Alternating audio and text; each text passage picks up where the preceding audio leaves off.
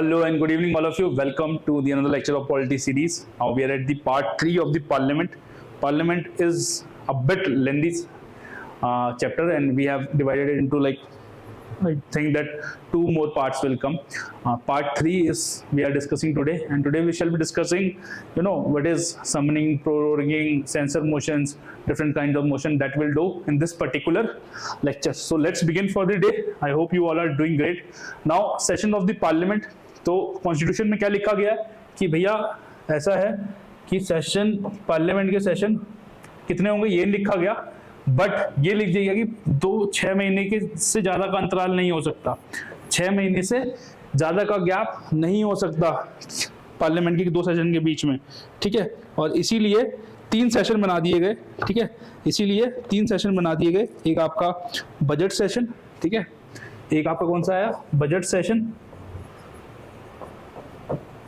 ये basically longest session होता है, ठीक है, it is the longest of all the sessions, ठीक है। और ये बेसिकली आपका फरवरी से मई तक चलता है, फेब से मई तक चलता है, ठीक है।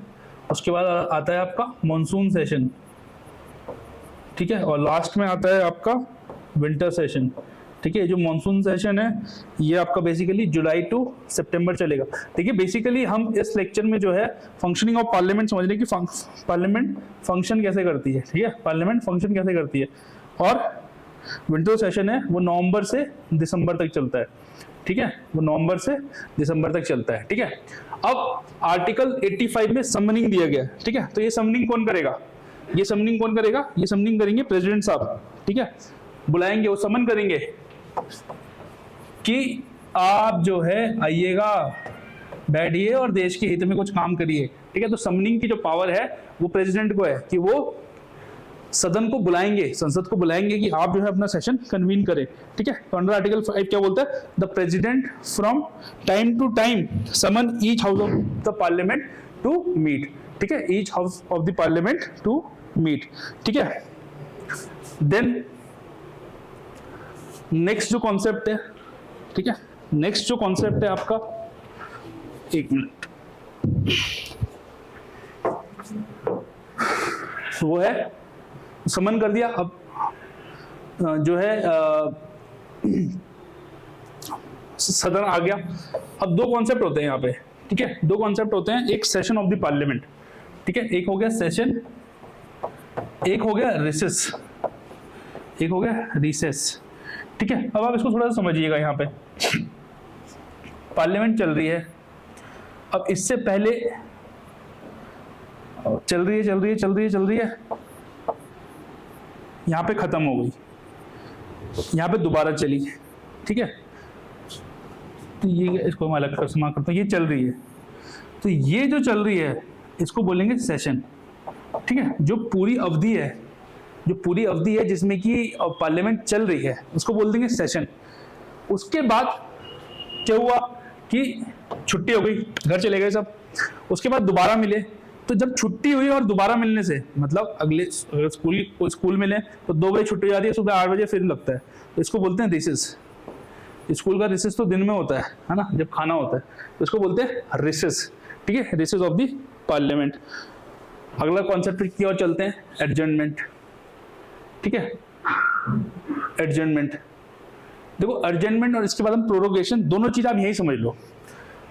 एक हाउस चल रहा था, ठीक है, वहां पे लोगों ने बवाल मचा दिया, वो चलने ही नहीं दे रहे, तो वहां के जो स्पीकर होगा या राज्यसभा के इसमें जो चेयरपर्सन होगा वो क्या बोलेगा कि 2 बजे तक सदन की कार्रवाई स्थगित की जाती है, उसको बोलते हैं एडजर्नमेंट, ठीक है, उसको बोलते हैं एडजर्नमेंट, कि कुछ टाइम के लिए जो है सदन की जो कार्रवाई है वो स्थगित की जाती है, ठीक है, फॉर अ सर्टेन पीरियड जो है दी हाउसेस आर आप ये कहते हैं छुट्टी दे दी जाती है हाउसेस को, ठीक है। इसको करता कौन है, इसको प्रिसाइडिंग ऑफिसर करता है, इसको प्रिसाइडिंग ऑफिसर करता है, याद रखिएगा। जब हम प्रोरोगेशन की बात करेंगे, प्रोरोगेशन मतलब समाप्ति, ठीक है। सबसे पहले क्या था, आपने पार्लियामेंट को बुलाया था, आपने उसकी समनिंग करी, फिर आपने पार्लियामेंट को बोला कि अब तुम छुट्टी पे जाओ, ठीक है, परमानेंट, अगले सेशन में मिलेंगे। जब वो सेशन एंड करेगा उसको प्रोरोगेशन बोलते हैं, वो भी राष्ट्रपति जी करते हैं, ठीक है, उसको भी प्रेसिडेंट करेंगे। बट जो एडजर्नमेंट है, ये छोटे छोटे गैप्स हैं, जाओ इंटरवल में खाना खा लो, तुम्हारा स्पोर्ट्स पीरियड हो गया, या सदन जो है इस समय के लिए जो है स्थगित किया जाता है, उसको कौन करता है?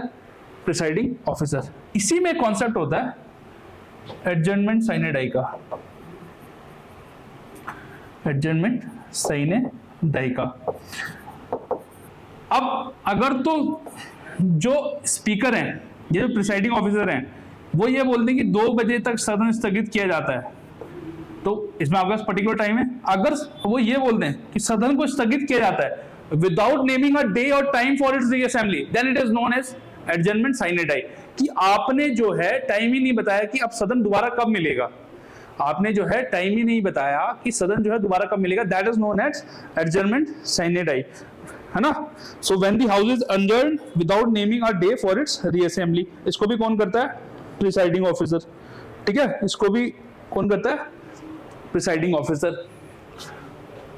इसी के बाद एक कॉन्सेप्ट आता है प्रोरोगेशन। प्रोरोगेशन क्या क्या हुआ? प्रोरोगेशन का मतलब होता है end of A session. End of A session, भाई मॉनसून सेशन खत्म हुआ, ठीक है, मॉनसून सेशन खत्म हुआ, विंटर सेशन खत्म हुआ, तो उसको क्या बोलते हैं? प्रोरोगेशन। ये कौन करता है? President of India. पहले क्या हुआ? समनिंग हुई, पहले क्या हुआ? समनिंग हुई। समनिंग किसने करी? प्रेसिडेंट ने करी। उसके बाद सदन आ गया, सदन चालू रहा, बीच बीच में छोटी छोटी छुट्टियां जिसको एडजर्नमेंट बोला गया, वो किसने दी? आपकी presiding officer of the house ने, ठीक है, presiding officer of the house ने, ठीक है। उसके बाद फिर ये जो है पूरा सेशन ही खत्म हो गया। इसको क्या बोला हमने? प्रोरोगेशन, ठीक है, प्रोरोगेशन। प्रोरोगेशन कौन करता है? फिर प्रेसिडेंट साहब करते हैं, ठीक है। तो ये कॉन्सेप्ट था समनिंग, एडजर्नमेंट और प्रोरोगेशन का, ठीक है। अब इंडिया में जब हाउस प्रोरोगेट होते हैं या जब सेशन एंड होता है, तो बेसिकली बिल्स वगैरह पे कोई फर्क नहीं पड़ता इंडिया में, ठीक है, बिल्स वगैरह पे कोई फर्क नहीं पड़ता। जो हाउस है इश्यूज वो पेंडिंग रह जाता है, लेकिन बिल पे कोई इफेक्ट नहीं करता। बट इंग्लैंड में जब हाउस प्रोरोगेशन होता है, मतलब जब हाउस की जो है वो सेशन एंड हो जाता है, तो वहां बिल भी एंड हो जाते हैं, वहां वो बिल भी एंड हो जाते हैं। और इसी से रिलेटेड एक कॉन्सेप्ट आता है डिसोल्यूशन ऑफ द हाउस। इसी से रिलेटेड एक कॉन्सेप्ट आता है डिसोल्यूशन ऑफ द हाउस, ठीक है। डिसोल्यूशन ऑफ द हाउस की, डिसोल्यूशन का मतलब होता है हाउस को डिसॉल्व कर दिया गया। अब बड़ा इंटरेस्टिंग कॉन्सेप्ट है, यहां पे समझिए। राज्यसभा को जो है डिसॉल्व नहीं कर सकते, it is a continuing house, it is a continuing house. Rajya Sabha is not dissolve, तो डिसॉल्व क्या होंगी? लोकसभा, ठीक है। डिसॉल्व कौन होगा? डिसॉल्व सिर्फ लोकसभा की जाती है, ठीक है, लोकसभा की जाती है। और डिसॉल्व कौन करेगा? प्रेसिडेंट साहब करेंगे, ठीक है। और डिसोल्यूशन के दौरान ही जो बिल्स होते हैं पेंडिंग, वो भी जो है खत्म हो जाते हैं। लेकिन इसमें भी एक्सेप्शंस हैं, इसमें भी एक्सेप्शंस हैं। एक्सेप्शंस मतलब कि कुछ बिल्स जो हैं वो पेंडिंग रहने के बावजूद खत्म नहीं होते, वो भी हम 1 मिनट में देखते हैं। तो डिसॉल्व का मतलब हो गया कि अब जो है हटा दिया गया है, ठीक है, डिसॉल्व कर दिया गया हाउस को, अब इलेक्शन होंगे, अब इलेक्शन होंगे। और अब एक बार आपने हाउस को डिसॉल्व कर दिया ना, फिर आपको इलेक्शन कराने पड़ेंगे, टेक बैक नहीं है उसका कुछ, आप वापस नहीं ले सकते अपना जो डिसोल्यूशन का जो ऑर्डर है, ठीक है, जो डिसोल्यूशन का जो ऑर्डर है आप उसको वापस नहीं ले सकते, ठीक है। नाउ लैप्सिंग ऑफ बिल्स, मतलब अब भाई बिल थे, बिल चल रहा था, मान लिया कोई एक्स बिल था, एक्स एक्ट था, वो चल रहा था। अब प्रोरोगेशन में तो हमने पढ़ लिया कोई इफेक्ट नहीं हो रहा बिल पे, कोई बात नहीं, लेकिन इंग्लैंड में होता तो वो बिल खत्म हो जाता, ठीक है। वहां पे भी कोई एक्सेप्शन होंगे, चलो खैर हमें उनसे क्या लेना देना, हमें अपने वाले से लेना देना है। तो इसको जो है 2 कैटेगरी में हमने डिवाइड कर दिया। एक तो वो जो बिल लैप्स हो जाएंगे, मतलब खत्म हो जाएंगे, और एक जो लैप्स नहीं होंगे डिसोल्यूशन के बाद भी। पहले ये पढ़ लेते हैं कि कौन कौन से बिल जो है वो लैप्स हो जाएंगे, ठीक है, कौन कौन से बिल जो है वो लैप्स हो जाएंगे। तो इसके लिए हम दोनों हाउस ले लेते हैं, लोकसभा और राज्यसभा। ऐसे बिल जो लोकसभा में पेंडिंग है वो लैप्स हो जाएगा, चाहे वो राज्यसभा से लोकसभा में गए हो। ठीक है, ऐसा बिल जो लोकसभा में पेंडिंग है, जो लोकसभा में है, वो लैप्स हो जाएगा, चाहे वो राज्यसभा से पास हो गया लोकसभा में गया हो। ठीक है, और ऐसा बिल जो लोकसभा से पास हो गया हो और राज्यसभा में हो, वो भी लैप्स हो जाएगा, वो भी लैप्स हो जाएगा।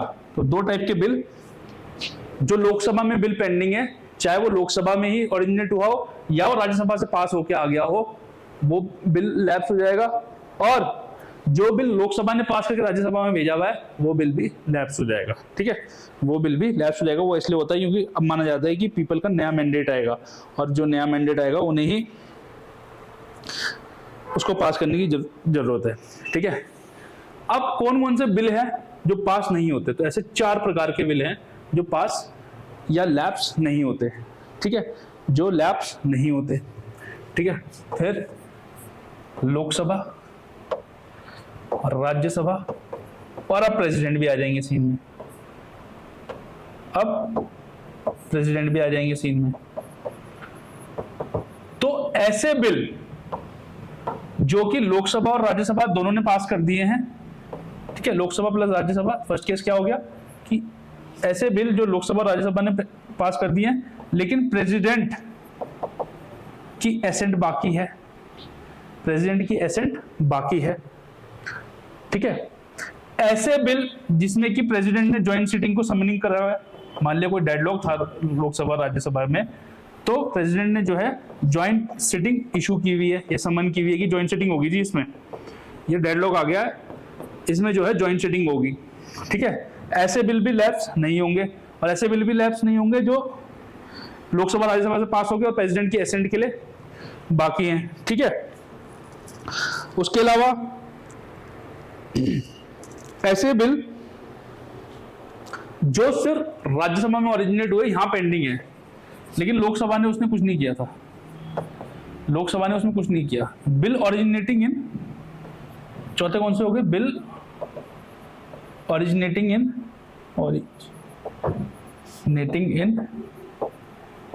राज्यसभा, बिल ओरिजिनेटिंग इन राज्यसभा। ठीक है, और चौथा कौन सा होगा कि ऐसे बिल जो लोकसभा और राज्यसभा ने पास कर दिए थे, प्रेसिडेंट ने उसको रिकंसिडरेशन के लिए भेजा हुआ है। ठीक है, प्रेसिडेंट ने उसको रिकंसिडरेशन के लिए भेजा हुआ है कि इस पे जो है आप दोबारा ख्यालात करें, ये बिल मुझे सही नहीं लग रहा है, वो बिल भी लैप्स नहीं होगा।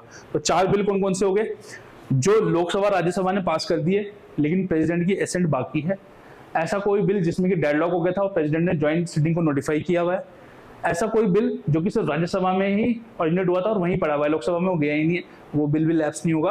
और ऐसा बिल जो रिकंसिडरेशन के लिए भेजा है, ठीक है, राज्यसभा लोकसभा ने दोनों पास कर दिया, प्रेसिडेंट ने बोला कि इसको दोबारा कंसिडर करो। ठीक है, ऐसे बिल जो है लैप्स नहीं होगा, ऐसा बिल जो है लैप्स नहीं होगा। तो प्रेसिडेंट क्या करते हैं? एड्रेस करते हैं, समन करते हैं, प्रोरोग करते हैं, और स्पीकर क्या करते हैं या प्रेसिडिंग ऑफिसर क्या करते हैं? वो हाउस को एडजर्न करते हैं, या एडजर्नमेंट सैनिडाई हो गया without naming a day for the reassembly. ठीक है, समझ में आ गया? ये ऐसे बिल हैं जो लैप्स नहीं होते हैं। अब एक कॉन्सेप्ट होता है क्वोरम का। क्वोरम का कॉन्सेप्ट बोलता है कि ऐसा है जी, आपको अगर हाउस चलाना है ना, तो मिनिमम नंबर ऑफ पीपल होने चाहिए वहां, मिनिमम नंबर ऑफ पीपल होने चाहिए, और वो होंगे 1/10 of the strength of the house, 1/10 of the strength of the house। ठीक है, 1/10 of the strength of the house। समझ गए जी?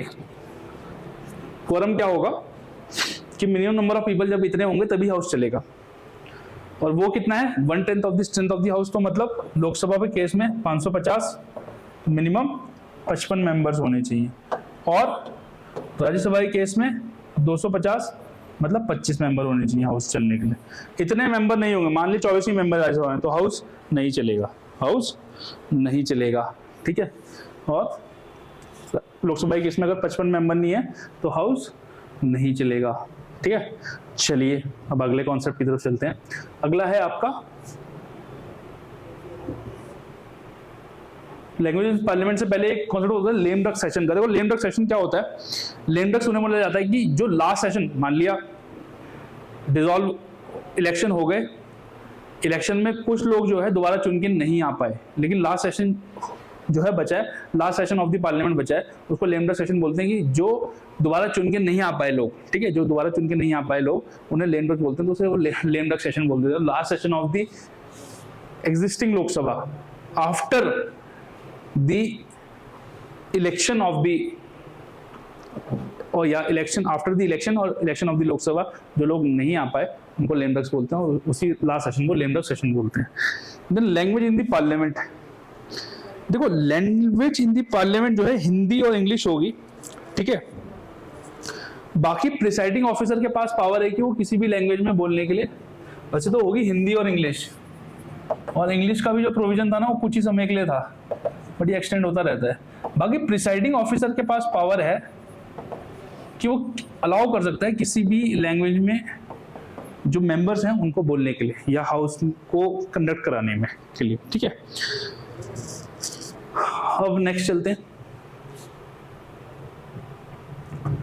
Next is devices of parliament proceedings, ठीक है। कुछ डिवाइसेस हैं, पढ़ लेते जल्दी से, सुना ही होगा आपने। क्वेश्चन आर, जो सबसे पहला आर होता है ना पार्लियामेंट का, जब पार्लियामेंट बैठती है सबसे पहला जो आर होता है उसे क्वेश्चन आर बोलते हैं, ठीक है। जो सबसे पहला आर होता है वो क्वेश्चन आर होता है और बड़ा इंपॉर्टेंट आर होता है। और इसकी अगर आप जड़ें देखेंगे तो ये आपको इंडियन काउंसिल एक्ट 1892 में मिल जाएंगी। इंडियन काउंसिल एक्ट 1892 में मिल जाएंगी इसकी जड़ें आपको क्वेश्चन आर की, ठीक है। इस क्वेश्चन आर की जड़ें आपको इंडियन काउंसिल एक्ट 1892 में मिलेंगे। बेसिकली ये बड़ा इंपॉर्टेंट है क्योंकि यहाँ पे जो है लोग क्वेश्चन पूछते हैं गवर्नमेंट से, मिनिस्टर से, कि इसका जवाब दीजिए आप हमें, ठीक है। It is a very important parliamentary device, ठीक है। बट ये कुछ दिन हेल्ड नहीं होता।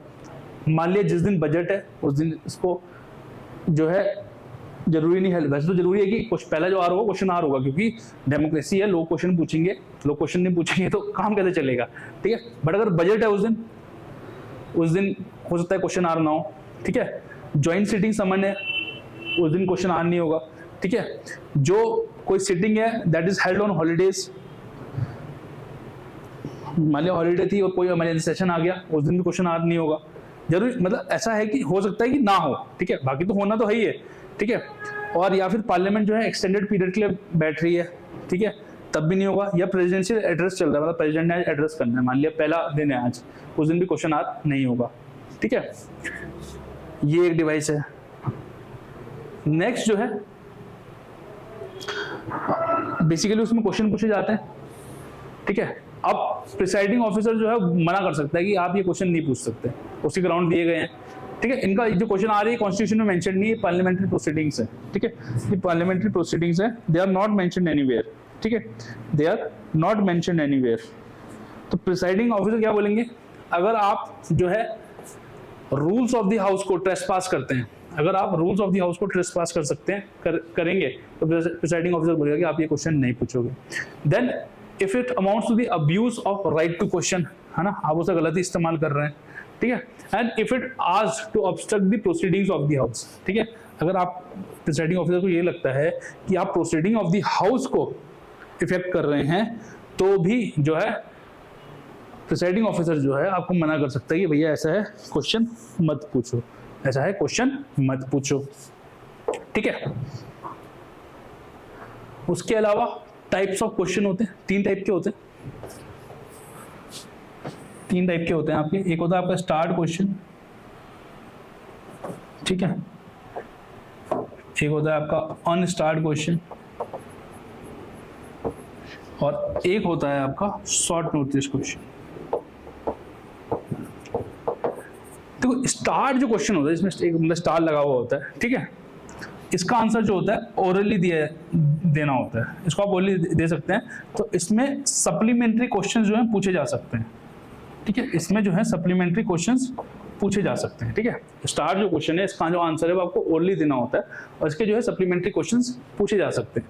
अनस्टार जो क्वेश्चन है उसमें आपको जो आंसर है वो रिटन देना होता है, तो supplementary questions can not fail. और जो शॉर्ट नोटिस क्वेश्चन होता है वो होता है कि आपने 10 दिन का कम टाइम दिया, 10 दिन से कम समय में आपने टाइम दिया उसको आंसर देने के लिए, that is known as short notice question, ठीक है। These are the type of question in question hour, ठीक है। क्वेश्चन आर जो है बहुत इंपॉर्टेंट है, ठीक है। क्वेश्चन आर जो है बहुत इंपॉर्टेंट भी है और जरूरी भी है, ठीक है। उसके बाद आता है जीरो आर। जीरो आर जो है रूल्स में कहीं मेंशन नहीं है, अलग ही इनोवेशन है, ठीक है, अलग ही इनोवेशन है। जीरो आर जो है वो बेसिकली क्वेश्चन आर के बाद वो जो है क्वेश्चन आर के बाद और until the agenda of the day is taken it up, agenda of the day is taken up, इसके बीच में होता है, ठीक है। और यहाँ पे आप कोई भी इशू रेज कर सकते हैं ऑफ पब्लिक इंपॉर्टेंस, ठीक है, पब्लिक इंपॉर्टेंस। तो बड़ा इंपॉर्टेंट है यहाँ पे, एकदम तुरंत कोई बम फोड़ देंगे आप सरकार के ऊपर, ठीक है। तो यहाँ पे आप कुछ भी इंपॉर्टेंट इशू जो है पब्लिक से रिलेटेड वो आप इशू कर सकते हैं, and it is after question hour and between until the agenda of the day is taken up। ये एक इंडियन इनोवेशन है, ये कहीं नहीं मिलेगा आपको, ठीक है, ऐसा कहीं नहीं होता वर्ल्ड में, और ना ये रूल्स ऑफ द पार्लियामेंट में मेंशन्ड है, ये एक टाइप का कन्वेंशन मान लीजिए आप इसको, ठीक है। उसके अलावा जो है जब किसी बात को उठाया जाता है तो वो किसी मोशन के अंदर उठाया जाता है, ठीक है, किसी मोशन के अंदर उठाया जाता है। तो डिफरेंट काइंड्स ऑफ मोशन होते हैं। तो सबसे पहले सब्सटेंशियल मोशन, बड़ा इंपॉर्टेंट काइंड का मोशन है, अपने आप में एक बात कहता है। सब्सटेंशियल मतलब कि ये तगड़ी बात करने वाला है कि बात है, इसमें कुछ है, बड़ी इंपॉर्टेंट बात कर रहा है, इसको आपको ध्यान से देखना है, ठीक है। तो सब्सटेंटिव मोशन जो है it is a self contained independent proposal dealing with a very important matter like impeachment of president या चीफ इलेक्शन कमिश्नर, ठीक है। ये हो गया सब्सटेंटिव मोशन। उसके बाद आता है सब्सिडरी मोशन। देखो सब्सिडरी मोशन है कि ये मोशन तो है लेकिन इसका अपने आप में कोई औचित्य नहीं है, इसका अपने आप में कोई मतलब नहीं है, इसके साथ आपको एक मोशन और लाना पड़ेगा तब इसका मतलब बनेगा, ठीक है। सब्सिडरी मतलब इसके साथ जोड़ दिया इसको तो साथ में जोड़ के ही आएगा, ठीक है। जोड़ा मोशन मान लो इसको आप, ठीक है, इसको आप जोड़ा मोशन मान लो। मोशन लाए जाते हैं बिलों को पास करने के लिए और डिस्कशन के लिए। Then substitute motion. देखो सब्स्टिट्यूट क्या मतलब क्या हुआ, चेंज कर दिया। तो ओरिजिनली जो आपने मोशन चलाया था उसको आपने चेंज कर दिया और किसी और मोशन, कोई और मोशन चला दिया आपने, ठीक है। तो it is a motion that is moved in substitution of an original motion and proposes an alternative to it. If adopted by the house, it supersedes the original motion. देखो motion जब आता है ना उसको हाउस को accept भी करना होता है, ऐसा नहीं कि आपने मना कर दिया। Then closure motion. Closure motion मतलब आपका अब खत्म करवाना है काम। तो आप कोई बिल जो है उसे डिस्कस कर रहे थे, अब आपने बोला कि यार इसे जो है निपटाओ, तो आप क्लोजर मोशन चला दोगे, ठीक है। आप क्लोजर मोशन चला दोगे और क्लोजर भी जो है आपका बेसिकली 4 टाइप से होता है, ठीक है, वो भी हम पढ़ते हैं, ठीक है। तो क्लोजर मोशन क्या होता है, it is a motion move by a member to cut short a debate, कि बहुत हो गई इस पे बात, अब इसे पे जरा कुछ काम किया जाए। Debate on a matter before the house, if the motion is approved by the house the debate is stopped वहीं पे and the matter is put the vote, ठीक है। और ये भी 4 टाइप से किया जाता है, ठीक है, ये भी जो है 4 टाइप से किया जाता है। तो एक होता है सिंपल क्लोजर। सिंपल क्लोजर होता है जो नॉर्मल क्लोजर होता है, ठीक है, कि एक मेंबर बोलेगा कि यार ठीक है इस पे एक बिल है, इस पे हमने काफी डिस्कस कर लिया, इस पे हमने काफी डिस्कस कर लिया, सफिशिएंट डिस्कशन हो गया, अब इसे वोट पे डाल दो, ठीक है, सफिशिएंट डिस्कशन हो गया, इस पे इसको वोट पे डाल दो और देखते हैं पास करो होगा या नहीं। Then closure by compartment. तो ये बेसिकली जब बिल बहुत बड़ा होता है ना तब होता है कि उसमें क्या होता है कि जो प्रोविजंस होते हैं वो पर्टिकुलर एक चीज के अंदर क्लब कर दिए जाते हैं, 4-5 एक के अंदर क्लब कर दिए जाते हैं, फिर उस पर वोट होता है, ठीक है, ठीक है। तो सिंपल क्लोजर क्या होगी, एक कि सफिशिएंटली डिस्कस हो गया, अब इसको वोट पे रख देते हैं। कंपार्टमेंट क्या हो गया कि जो बहुत लेंथी बिल था उसको उन्होंने क्या किया कि 4-5 प्रोविजंस को एक क्लॉज में डाल के तब पास करा रहे हैं। कंगारू जो है, कंगारू क्लोजर का मतलब होता है कि आप इंपॉर्टेंट प्रोविजंस हैं आपने वो डिस्कस करे आपने वो डिस्कस करे और बस वो डिस्कस करके आपने पूरे बिल को वोट करवा लिया, ठीक है। तो इसमें जो है इंपॉर्टेंट जो प्रोविजंस होते हैं वो डिस्कस किए जाते हैं, बाकी जो है आप जो है उनको पास करवा लेते हैं। And the fourth one and the last one is guillotine closure. Guillotine का मतलब समझा आपने? वो एक पिक्चर देखा कि जहाँ आदमी की मुंडी ऐसे लगाते हैं और ऐसे यहाँ से काट देते हैं ऊपर से, ठीक है, इसी को ग्लूटाइन बोलते हैं, ठीक है। तो ग्लूटाइन का मतलब हो गया, क्लोजर हो गया कि मतलब भैया बंद करो और इसे सारा का सारा एक साथ डिस्कस्ड अनडिस्कस्ड हो ना हो बस क्लोज करो, यहाँ पर उसको वोट करा दो, बस इसको बोलते हैं guillotine discussion. Now the next one is privilege motion, ठीक है। इसके बाद क्या पढ़ेंगे हम? Privilege motion. प्रिविलेज मोशन होता है बेसिकली ये किसी मेंबर के अगेंस्ट या किसी मिनिस्टर के अगेंस्ट जो है इसको इशू किया जाता है कि अगर हो सकता है किसी मेंबर ने किसी मिनिस्टर ने, उनके पास पार्लियामेंट्री प्रिविलेजेस हैं, उनके पास, ठीक है, पार्लियामेंट्री प्रिविलेजेस हैं, तो हो सकता है उसको उन्होंने ब्रीच किया हो या उस तरफ से गलत फायदा उठाया हो, तो उस समय के लिए उसको रोकने के लिए ये प्रिविलेज मोशन आता है। Then calling attention motion. देखो कॉलिंग अटेंशन मोशन क्या है, ये भी एक इंडियन इनोवेशन ही है बेसिकली, और ये आपको लेकिन ये आपको रूल्स ऑफ प्रोसीजर में मिल जाएगा। It is also a Indian innovation, but ये आपको जो है रूल्स ऑफ प्रोसीजर जो है उसमें मिल जाएगा। जैसे 0 आ रहा है वो आपको किसी रूल में नहीं मिलेगा, ठीक है, बट ये जो कॉलिंग अटेंशन मोशन है आपको जो है बेसिकली मिल जाएगा रूल्स ऑफ प्रोसीजर में। बेसिकली इसका काम क्या होता है कि कोई मैटर चल रहा है तो मिनिस्टर का वहां ध्यान खींचने के लिए कि भैया ये इंपॉर्टेंट मैटर है, तब ये मोशन लाया जाता है, ठीक है। तो ये बेसिकली पार्लियामेंट्री प्रोसीडिंग्स के पार्ट्स हैं कि ऐसे ऐसे पार्लियामेंट वर्क करता है, ठीक है। Then अर्जेंटमेंट motion. अर्जेंटमेंट मैंने आपको समझा दिया कि भैया ऐसा है कि सदन की कार्रवाई स्थगित की जाए, ठीक है। तो बेसिकली ये लाया तब जाता है। देखो अर्जेंटमेंट अलग चीज है, अर्जेंटमेंट मोशन अलग चीज है। अर्जेंटमेंट क्या हुआ? अर्जेंटमेंट तो नॉर्मल जो अर्जेंटमेंट है वो कौन करता है? नॉर्मल अर्जेंटमेंट आपका कौन करता है? बेसिकली नॉर्मल अर्जेंटमेंट आपको करेगा प्रिसाइडिंग ऑफिसर, ठीक है। ये भी सदन की कार्रवाई स्थगित की जाती है। एडजर्नमेंट मोशन जो है बेसिकली कोई बहुत इंपॉर्टेंट बात हो गई ऑफ अटमोस्ट पब्लिक इंपॉर्टेंस, तब ये लाया जाता है, ठीक है। अब इसकी कुछ ऐसा नहीं कि आप इसको सिंपली ले आओगे, ठीक है, इससे कुछ क्राइटेरिया है, ठीक है। जैसे इसको 50 मेंबर्स का सपोर्ट चाहिए, 50 मेंबर्स साइन करेंगे, 50 मेंबर्स इस मोशन को सपोर्ट करेंगे तभी ये मोशन आएगा, नहीं तो नहीं आएगा, ठीक है। उसके बाद क्या है? It must deal with the matters of urgent public importance, ठीक है। स्पेसिफिक मैटर नहीं हो, स्पेसिफिक मैटर होना चाहिए, ठीक है। ऐसा नहीं कि आप कुछ भी बात कर रहे हैं, वेग बात कर रहे हैं, ठीक है। उसमें और जो मैटर है it should involve the responsibility of the government. तो आप किसी कॉर्पोरेट के खिलाफ लिया है पता लग रहा, ठीक है। It should not raise the question of privilege, ठीक है। और it should not raise a matter which is sub judice. Sub judice मतलब जो ऑलरेडी कोर्ट में चल रहा है, ऐसा मैटर भी नहीं लाएंगे आप अर्जेंटमेंट मोशन में, ठीक है। और एक चीज और याद रखिएगा अर्जेंटमेंट मोशन के बारे में, ये जो डिवाइस है ये एक ऐसी पार्लियामेंट्री डिवाइस है जो सिर्फ लोकसभा में को अवेलेबल है। राज्यसभा में एडजर्नमेंट मोशन नहीं लाया जा सकता, राज्यसभा में एडजर्नमेंट मोशन नहीं लाया जा सकता, याद रखिएगा इस बात को आप। ये जो एडजर्नमेंट मोशन की जो प्रिविलेज है एक्सक्लूसिव प्रिविलेज है लोकसभा की, ठीक है, इतने बात याद रखिएगा। और इसका जो है 50 मेंबर्स लोकसभा के इसको सपोर्ट करते होने चाहिए, तब जो है एडजर्नमेंट मोशन आप ला सकते हैं। इसके बाद आ जाएगा आपका no confidence motion. No confidence का मतलब क्या हुआ? एक सरकार आई, अब विपक्ष को या किसी पार्टी को लगता है कि भैया इसके पास तो पूरे नंबर ही नहीं है, इसके पास मेजॉरिटी नहीं है, तो वो क्या करेंगे? उस सरकार के खिलाफ जो है नो कॉन्फिडेंस मोशन ले आएंगे, ठीक है। अब नो कॉन्फिडेंस मोशन की जो जेनेसिस देखेंगे आप, अगर आर्टिकल 75 देखेंगे, आर्टिकल 75 क्या बोलता है? The council of ministers is collectively responsible to Lok Sabha, collectively responsible to Lok Sabha, ठीक है। कलेक्टिव रिस्पॉन्सिबिलिटी आपके किसकी प्रति? लोकसभा के प्रति। ये कहां लिखा हुआ आपका? आर्टिकल 75 में।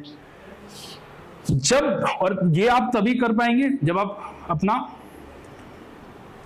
रिस्पॉन्सिबिलिटी ढंग से निभाएंगे। अगर आप नहीं निभा रहे हो, लोगों को लगता है कि अब आपके पास मैंडेट नहीं है, तो कोई भी पार्टी जो है ठीक है, कोई भी पार्टी जो है नो कॉन्फिडेंस मोशन ला सकती है, बट उसकी भी वो है 50 मेंबर्स जो है इस मोशन को साइन करेंगे, उनका सपोर्ट चाहिए, तब आप नो कॉन्फिडेंस मोशन ला सकते हैं। एक अच्छी बात यह है कि इसमें आपको रीजन स्टेट करने की जरूरत नहीं है कि क्या रीजन है आप नो कॉन्फिडेंस मोशन ला रहे हैं। 50 मेंबर ने साइन कर दिया, नो कॉन्फिडेंस मोशन आ जाएगा। और ये जो है रूल्स ऑफ लोकसभा में मेंशन है, इनफैक्ट रूल 198 पढ़ेंगे अगर आप लोकसभा का, रूल 198 ऑफ लोकसभा, तो वहां पे जो है मेंशन है, एक्सप्लिसिटली मेंशन है लो कॉन्फिडेंस मोशन। ठीक है, तो बेसिकली एक टूल होता है कि जो चेक करता है कि जो गवर्नमेंट है, जो प्रेजेंट गवर्नमेंट है, वो पीपल्स का जो मैंडेट है वो है भी उसके पास या नहीं है। ठीक है, इसकी एक और चीज होती है, ये एक सेशन में आप एक ही बार ला सकते हो, और साल में 3 सेशन होते हैं, मैक्सिमम 3 बार लेके आ सकते हो नो कॉन्फिडेंस मोशन। तो किसी भी सरकार के खिलाफ अविश्वास प्रस्ताव सिर्फ साल में 3 बार आ सकता है, एंड एक सेशन में आप एक ही बार ला सकते हो। ठीक है, इसके से ही रिलेटेड होता है कॉन्फिडेंस मोशन। कॉन्फिडेंस मोशन जो है थोड़ा सा नया है, वो मेंशन नहीं हुई। कॉन्फिडेंस मोशन होता है बेसिकली कि चेक कर लेते हैं, किसी को लगा कि नो कॉन्फिडेंस तो गिरानी है, कॉन्फिडेंस मोशन होगा कि सरकार खुद प्रूव कर दे कि हाँ हम बताते हैं। मान लो कोई कोलिएशन गवर्नमेंट है, ठीक है, उन्होंने अपना कोलिएशन बनाया, उसके बाद कॉन्फिडेंस मोशन लेके आएंगे कि वो दिखाएंगे भाई नो कॉन्फिडेंस में तो आप दूसरे को चैलेंज कर रहे हो कि तेरे पास नंबर नहीं है, तो वो नंबर दिखा। नो कॉन्फिडेंस में मैं खुद जा रहा हूँ आपके पास कि मैं आपको अपने नंबर दिखा रहा हूँ, मेरे पास नंबर बुने, तो कॉन्फिडेंस मोशन तब आता है। ठीक है, देन आता है मोशन ऑफ थैंक्स। देखो मोशन ऑफ थैंक्स क्या होता है कि हर फिस्कल ईयर में जो फर्स्ट सेशन होता है, फरवरी में सेशन होता है, हर फिस्कल ईयर के फर्स्ट सेशन, और जो लोकसभा के बाद जो फर्स्ट सेशन होता है, ठीक है, first session of fiscal year और first session after general election, जब लोकसभा बनती है, ठीक है, आफ्टर जनरल इलेक्शन, जब लोकसभा बनती है, ठीक है, जब लोकसभा बनती है तब जो है प्रेसिडेंट एड्रेस करने आते हैं हाउसेस को। ठीक है, हाउस को करने आते हैं, और जब एड्रेस करके चले जाते हैं तो एक मोशन लाया जाता है, मोशन ऑफ थैंक्स, कि वो डिस्कशन होता है कि हाँ भाई प्रेसिडेंट साहब ने ये बात कही, ये बात ठीक कही, ये बात गलत की, सरकार को ऐसा करना चाहिए, ऐसा नहीं करना चाहिए। जो ये मोशन ऑफ थैंक्स होता है, ये बाद में वोट किया जाता है, और ये पास होना बहुत जरूरी है। अगर ये पास नहीं होता ना तो ऐसा माना जाता है कि डिफीट ऑफ द गवर्नमेंट है, डिफीट ऑफ द गवर्नमेंट है, गवर्नमेंट हार गई, गवर्नमेंट के पास नंबर नहीं है अपने पूरे। ठीक है, गवर्नमेंट के पास नंबर नहीं है अपने पूरे। ठीक है, उसके अलावा एक नो डे या नेम मोशन होता है कि हाँ ये चीज हमने डिस्कस करनी है, लेकिन इसके लिए हमने डे फिक्स नहीं किया, तो वो हो गया नो डे या नेम मोशन। फिर एक मोशन होता है डायलेटरी मोशन। ठीक है, डायलेटरी मोशन क्या होता है? It is a motion for the arrangement of A debate, कि बाद में डिस्कस कर लेंगे, या बेसिकली डिले करने के लिए होता है, किसी भी डिस्कशन को डिले करने के लिए लाया जाता है, तो बाद में डिस्कस कर लेंगे इसे। ठीक है, डायलेटरी मोशन आ गया। अब इसके बाद क्या हुआ, यहाँ खत्म हुआ अपना लेक्चर करने वाले थे, लेकिन बाबू भैया आ गए। बाबू भैया को एक डाउट था। बाबू भैया को क्या डाउट था? बाबू भैया ने बोला कि ऐसा है, ठीक है, इस सेंसर मोशन और लो कॉन्फिडेंस मोशन के बीच में फर्क क्या है? हमने कहा ठीक है, हमारी जिम्मेदारी है आपको समझाना, हम आपको समझाएंगे। देखो, सेंसर जो मोशन होता है वो किसी पर्टिकुलर मिनिस्टर के खिलाफ लाया जाता है। ठीक है, पर्टिकुलर मिनिस्टर के खिलाफ लाया जाएगा, और बेसिकली ये एक प्रोहिबिटरी नेचर का होता है, रोकता है कि यार आपने ना ये गलत किया, आपको ये नहीं करना चाहिए। ठीक है, अगर ये पास भी हो जाता है ना, तो बेसिकली जो काउंसिल ऑफ मिनिस्टर्स हैं वो जरूरी नहीं कि रिजाइन करें, सरकार नहीं गिरती सेंसर मोशन से। It is basically used to sensor, कि यार रोक रहे हैं कि आपने गलत किया, ठीक है, मिनिस्टर को किसी पर्टिकुलर उसको, और आपको इसमें जो है रीजन स्टेट करना पड़ता है कि क्या रीजन है आप ये जो मोशन लेके आ रहे हैं। ठीक है, क्या रीजन है आप मोशन लेके आ रहे हैं, सेंसर मोशन। ठीक है, बट जो नो कॉन्फिडेंस मोशन है, नो कॉन्फिडेंस मोशन में एक तो रीजन स्टेट करने की जरूरत नहीं है, अभी मैंने आपको 1 मिनट पहले बताया, रीजन स्टेट करने की जरूरत नहीं है। उसके अलावा ये पूरे काउंसिल ऑफ मिनिस्टर्स के खिलाफ लाया जाता है।